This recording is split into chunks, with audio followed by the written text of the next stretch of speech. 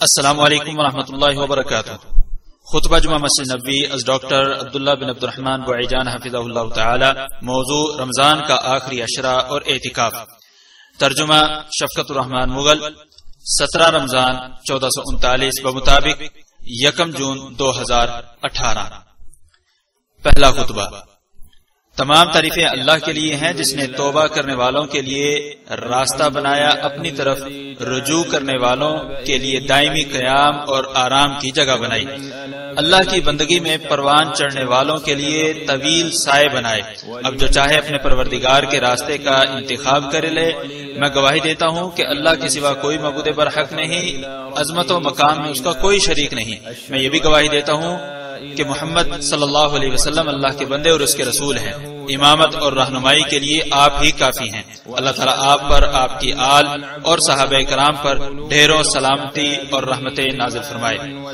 حمد و صلات کے بعد میں آپ سب اور اپنے آپ کو تقوی الہی کی نصیحت کرتا ہوں، کیونکہ تقوی کے بنا سعادت کا اور اللہ کی اطاعت کے بغیر کامیابی کا تصور بھی ممکن نہیں۔ اور یہ بھی ذہن نشین کر لو کہ اللہ تعالیٰ کی اطاعت غنیمت اور کرنے کا بہترین کام ہے۔ اللہ تعالیٰ کی رضامندی اعلیٰ ترین منفعت اور ہدف ہے۔ جنت کو ناپسندیدہ چیزوں سے گھیر دیا گیا ہے اور جہنم کو شہوانی چیزوں سے گھیر دیا گیا ہے، اور تمہیں تمہارا اجر قیامت کے دن پورا ملے گا۔ لہذا جس شخص کو آگ سے بچا کر جنت میں داخل کر دیا گیا تو وہ کامیاب ہو گیا۔ روزے دارو، اللہ تعالیٰ آپ کی اطاعت قبول فرمائے اور آپ کی بہتری کا سامان فرمائے۔ اس مہینے کے باقی ماندہ دنوں میں آپ کو مزید توفیق سے نوازے، نیز پورے سال کے ایام میں آپ کو اطاعت گزاری پر ثابت قدم رکھے۔ مسلم اقوام، یہ ایام آپ کے لیے بہت بڑی غنیمت ہے، اس لیے نیکیوں کے لیے تاخیر مت کرو، کیونکہ فضل و کرم سے بھرپور ماہ ختم ہوتا جا رہا ہے۔ اس مہینے کی راتیں اور دن اختتام کی جانب رواں دواں ہیں، اس لیے باقی ماندہ دنوں میں بڑھ چڑھ کر نیکیاں کر لیں، عظمت و جلال والی ذات کے سامنے توبہ کر لیں، وگرنہ سستی کرنے والوں کو بہت نقصان اٹھانا پڑے گا، خسارہ پانے والوں کی حسرت بہت بڑی ہوگی اور غافلوں کو سخت تکلیف سے دوچار ہونا پڑے گا۔ ایک بار رسول اللہ صلی اللہ علیہ وسلم ممبر پر چڑھے تو آپ نے فرمایا آمین آمین آمین۔ پھر جب آپ ممبر سے اترے تو اس بابت پوچھا گیا۔ اس پر آپ صلی اللہ علیہ وسلم نے فرمایا میرے پاس جبریل آئے تھے اور انہوں نے بد دعا دی کہ اس شخص کا ستیاناش ہو جائے جو رمضان بھی پائے اور اس کی مغفرت نہ ہو، وہ جہنم میں جائے اور اللہ اسے اپنی رحمت سے دھتکار دے۔ کہو آمین۔ تو میں نے آمین کہی۔ پھر جبریل نے بد دعا دی کہ اس شخص کا بھی ستیاناش ہو جو اپنے والدین کو یا ان میں سے کسی ایک کو پائے اور ان کے ساتھ حسن سلوک نہ کرے، وہ مرے تو جہنم جائے، اللہ تعالیٰ اسے بھی اپنی رحمت سے دھتکار دے۔ کہو آمین۔ تو میں نے آمین کہی۔ پھر جبریل نے بدعا دی کہ اس شخص کا بھی ستیاناش ہو جس کے پاس آپ کا ذکر کیا جائے اور وہ آپ پر درود نہ بھیجے، اللہ اسے بھی اپنی رحمت سے دور کر دے۔ کہو آمین۔ تو میں نے آمین کہی۔ کسی بھی کام کی کارکردگی کا نتیجہ اختتام کے مطابق ہوتا ہے، اس لیے اختتام اچھا بنانے کے لیے خوب محنت اور تگدو کرو۔ گنتی کے دن باقی رہ گئے ہیں، رمضان کا آخری عشرہ بھی تمہارے سامنے ہے جو کہ افضل ترین اوقات میں شامل ہے۔ یہ عشرہ خیر و بھلائی اور نیکیوں کی بہار ہے۔ اس عشرے میں نیکیوں کے لیے خوب محنت کرنے کا حق بنتا ہے۔ اگرچہ اس مہینے کے سارے دن ہی عظیم فضیلت والے ہیں، لیکن اس عشرے کا مقام بہت بلند ہے اور اس میں اجر و ثواب بھی زیادہ ملتا ہے۔ یہ عشرہ گناہ معاف کروانے کا عشرہ ہے، گناہوں کی صفائی کا عشرہ ہے، یہ دعائیں قبول کروانے کا عشرہ ہے۔ یہی وجہ ہے کہ رسول اللہ صلی اللہ علیہ وسلم ان ایام میں اتنی عبادت فرماتے تھے کہ کسی اور وقت میں اتنی عبادت نہیں کرتے تھے، اور جب آخری عشرہ شروع ہو جاتا تو کمر کس لیتے، ساری رات عبادت کرتے اور اپنے گھر والوں کو بھی جگا کر رکھتے۔ اس لیے اس عشرے کا مکمل خیال کرنا یہ بہت بڑی غنیمت ہے۔ اس عشرے کی خیر و برکات سے فائدہ اٹھانے والا مبارکباد کا مستحق ہے۔ اللہ کے بندو، آخری عشرے میں ایک رات ہے جو 1000 مہینوں سے بھی افضل ہے۔ اس رات میں رحمتیں نازل ہوتی ہیں، دعائیں قبول کی جاتی ہیں، گناہوں کو معاف کر دیا جاتا ہے اور لغزشوں کو بھلا دیا جاتا ہے۔ جو شخص بھی حالت ایمان اور ثواب کی امید کے ساتھ اس رات میں قیام کرے تو اس کے سابقہ گناہوں کو معاف کر دیا جاتا ہے۔ اس رات میں سستی دکھانے والا اور اس کی برکتوں سے محروم ہونے والا حقیقی محروم اور دھتکارا ہوا ہے۔ اس رات کو لیلۃ القدر کہتے ہیں۔ یہ مومنین کی مطلوبہ رات ہے، یہ نیک لوگوں کی امید اور متقی لوگوں کی امنگ ہے۔ اس رات میں ہر چیز کی مقدار لکھ دی جاتی ہے۔ اس رات میں حکمت بھرے فیصلے ہوتے ہیں، اس لیے اس رات میں قیام کریں، اس رات کی جستجو میں لگے رہیں، اس کی تلاش میں مکمل کوشش کریں، اللہ تعالیٰ کے سامنے گڑ گڑائیں، کیونکہ اللہ کی قسم یہ رات انتہائی آسانی سے حاصل ہونے والا مال غنیمت ہے کہ صرف ایک رات کی عبادت 1000 ماہ کی عبادت سے افضل ہے۔ بہت امید ہے کہ اس رات کا متلاشی نامراد نہیں ہوگا، کیونکہ اللہ کا فضل بہت وسیع اور عظیم ہے۔ اعوذ باللہ من الشیطان الرجیم۔ انا انزلناه في ليلة القدر وما ادراك ما ليلة القدر ليلة القدر خير من 1000 شهر تنزل الملائكة والروح فيها بإذن ربهم من كل امر سلام هي حتى مطلع الفجر۔ یقیناً ہم نے اس قرآن کو شب قدر میں نازل فرمایا، اور آپ کو کیا معلوم کہ شب قدر کیا ہے؟ شب قدر 1000 مہینوں سے بھی افضل ہے۔ اس میں روح یعنی جبریل علیہ السلام اور فرشتے اپنے پروردگار کے حکم سے ہر کام کے لیے اترتے ہیں۔ یہ رات سلامتی والی ہوتی ہے طلوع فجر تک۔ اللہ تعالیٰ میرے اور آپ سب کے لیے قرآن مجید کو خیر و برکت والا بنائے، مجھے اور آپ سب کو ذکر حکیم کی آیات سے مستفید ہونے کی توفیق دے۔ میں اپنی بات کو اسی پر ختم کرتے ہوئے اللہ تعالیٰ سے اپنے اور تمام مسلمانوں کے لیے گناہوں کی بخشش مانگتا ہوں۔ تم بھی اسی سے بخشش مانگو، بے شک وہی بخشنے والا اور نہایت رحم کرنے والا ہے۔ دوسرا خطبہ۔ تمام تعریفیں اللہ کے لیے ہیں۔ اللہ تعالیٰ نے اطاعت گزاری کو رضائے الہی کا راستہ بنایا اور اپنی رضا کو جنتیں حاصل کرنے کا وسیلہ قرار دیا۔ پھر مومنوں کو اطاعت کی توفیق دی تو وہ اللہ کی بندگی میں مگن ہو گئے۔ انہوں نے اپنی لذتوں اور شہوانی امور کو چھوڑ دیا اور رضائے الہی کو ہر چیز پر فوقیت دی۔ اللہ کے بندو، اعتکاف یہ ہے کہ عبادت کے لیے مسجد میں محصور ہو جائیں، نفس کو شہوت اور دنیاوی لذتوں سے روک کر دنیا اور دنیاوی فتنوں سے بالکل منہ موڑ لیں، لہو و لعب سے کنارہ کشی اختیار کر کے اللہ تعالیٰ سے مناجات میں دل لگائیں، میل جول، لغویات، فضول گپ شپ سے بالکل الگ تھلگ ہو جائیں، اللہ تعالیٰ کے ساتھ تجدید عہد کریں، دل کو دنیاوی زندگی کی میل کچیل سے پاک صاف کر کے روشن بنائیں۔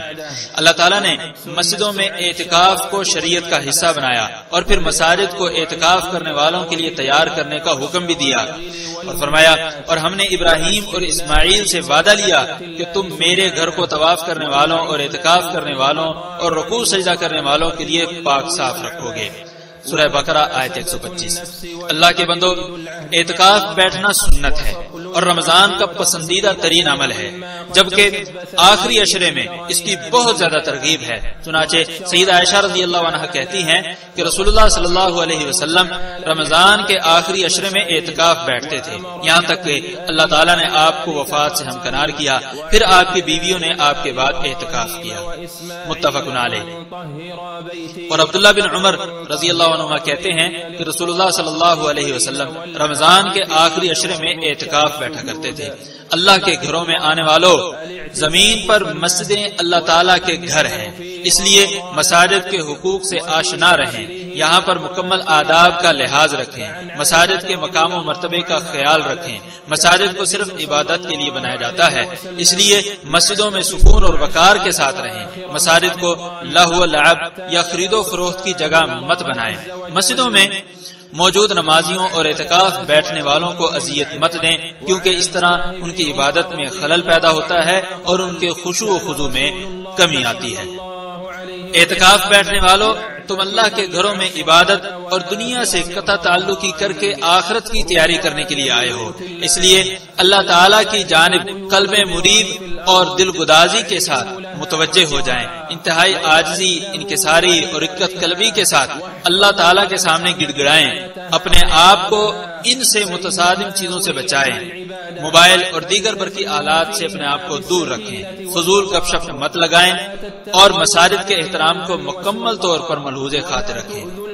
رسول اللہ صلی اللہ علیہ وسلم کی مسجد میں اعتکاف بیٹھنے والوں، جنرل پریزیڈنسی برائے امور حرمین نے تمہارے استقبال کے لیے قابل قدر کدوکاوش کی ہے اور مسجد نبوی کی چھت کو ضروری آلات سے لیس کر کے معتکفین کے لیے مختص کر دیا ہے۔ جنرل پریزیڈنسی کے تمام ملازمین آپ کی خدمت میں مصروف عمل ہیں، اس لیے آپ بھی تمام ذمہ داران کے ساتھ تعاون کریں اور نظم و ضبط کے مطابق چلیں تاکہ مسجد نبوی کا احترام بھی ہو اور یہاں آنے والے مہمانوں کی خدمت بھی، نیز عبادت گزاروں کی اعانت بھی، ساتھ میں اجر و ثواب بھی ملے اور شرعی احکامات کی تعمیر بھی ہو۔ اللہ تعالیٰ نے اس بارے میں فرمایا ہے کہ جب ہم نے ابراہیم کے لیے کعبہ کی جگہ مقرر کر دی اس شرط پر کہ میرے ساتھ کسی کو شریک نہ کرنا اور میرے گھر کو طواف، قیام، رکوع اور سجدہ کرنے والوں کے لیے پاک صاف رکھنا۔ سورہ حج آیت 26۔ اللہ تعالیٰ آپ کا اعتکاف اور دیگر تمام عبادات قبول فرمائے۔ یا اللہ ہمارے روزے اور قیام قبول فرما، یا اللہ ہمارے روزے اور قیام قبول فرما، یا اللہ ہمیں شب قدر میں ایمان اور ثواب کی امید کے ساتھ قیام کرنے کی توفیق عطا فرما۔ یا اللہ بے شک تو معاف کرنے والا ہے، تو معاف کرنے کو پسند بھی کرتا ہے، اس لیے ہمیں معاف فرما دے۔ یا اللہ تو معاف کرنے والا ہے، تو معاف کرنے کو پسند بھی کرتا ہے، اس لیے ہمیں معاف فرما دے۔ یا اللہ بے شک تو معاف کرنے والا ہے، تو معاف کرنے کو پسند بھی کرتا ہے، اس لیے ہمیں معاف فرما دے۔ یا اللہ ساری دنیا میں مسلمانوں کے حالات سنوار دے، یا اللہ ساری دنیا میں مسلمانوں کے حالات سنوار دے، یا ذو الجلال والاکرام۔ یا اللہ ہمارے حکمران خادم حرمین شریفین کو خصوصی توفیق سے نواز، ان کی خصوصی مدد فرما۔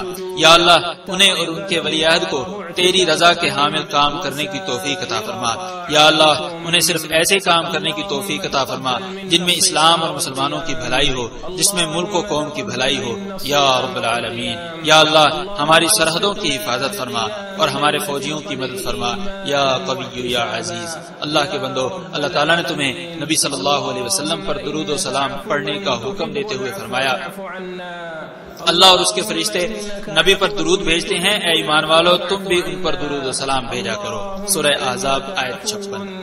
اللهم صل على محمد وعلى آل محمد كما صليت على إبراهيم وعلى آل إبراهيم إنك حميد مجيد اللهم بارك على محمد وعلى آل محمد كما باركت على إبراهيم وعلى آل إبراهيم إنك حميد مجيد۔ یا اللہ ہدایت یافتہ خلفائے راشدین ابو بکر، عمر، عثمان، علی اور دیگر صحابہ سے راضی ہو جا۔ یا اللہ اپنے رحم و کرم کے صدقے ہم سے بھی راضی ہو جا، یا ارحم الراحمین۔ عباد اللہ